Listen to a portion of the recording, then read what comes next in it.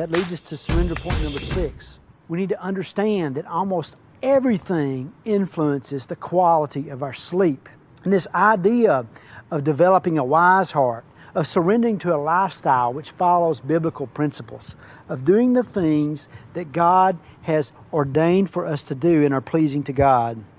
Once again, we saw that Matthew Henry said, the way to have a good night is to keep a good conscience. And the sleep as of a laboring man, so is the wise and godly man is sleep.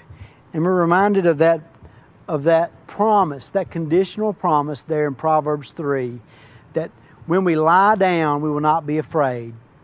When you lie down, your sleep will be sweet. That promise of rest, that promise of refreshing, invigorating sleep is there. But we can't just arbitrarily disconnect that from the rest of Proverbs 3 and all of those things that affect our sleep. Once again, so many times we fail to understand the connection of all of the decisions we make during our daily life and how they can affect our sleep. You know, we can't expect to make decisions on our own during the daytime and then expect God to bless us as we go down to sleep. We have to integrate our lives and get out of this compartmentalized idea. And then as we do that, and we look again at the directions, at God's actual principles of our life, we'll be able to sleep better.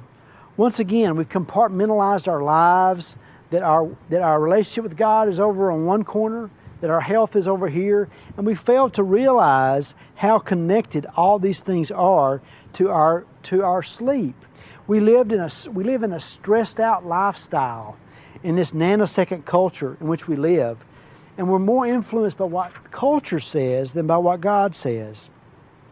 But we're seeing here a better picture of what this looks like, how everything in our life should flow out of our passion for God and our priorities that are given by God. Once again, there are no substitutes, okay? Only additives, only adjuncts, only supplements. That medicine or sleeping pills or whatever are only to be taken in faith. They're not to be a substitute for our faith.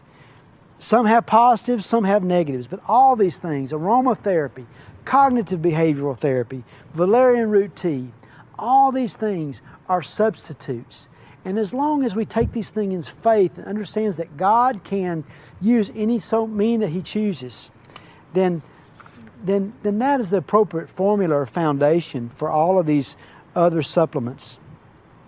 Surrender point number 7 tells us that a wise heart progressively incorporates the practice of discernment and judgment into his or her daily decisions. And that's what it's all about, this idea of reprogramming, of using the sleep test, that I can sleep well tonight because fill in the blank. That as we lay our heads on our pillow and we reflect back on our day, we can have that clean conscience and knowing that we made the decisions that God would have us make today for that day. Ecclesiastes 5:12 once again reminds us that the sleep of a laboring man is sweet, whether he eats little or much, but the abundance of the rich will not permit him to sleep. And just like Solomon, who had all the fame and the fortune, and yet all the wisdom of his time, like Michael Jackson, all the trappings, all the talents, all those things, but yet the one thing that he so desired he could not have because of the abundance of our society. All the things that we have that could potentially rob us of sleep. The abundance of information, the abundance of opportunities, the abundance of activities, money, wealth, resources. We spend a lot of time talking about the abundance of food. Isn't it interesting that Jesus said that I have come to give them life and to give it more abundantly? That the life that Jesus gives is abundant. But yet, the abundance that the world gives, this artificial sweetener, is something that does not satisfy and in fact can actually rob us of sleep.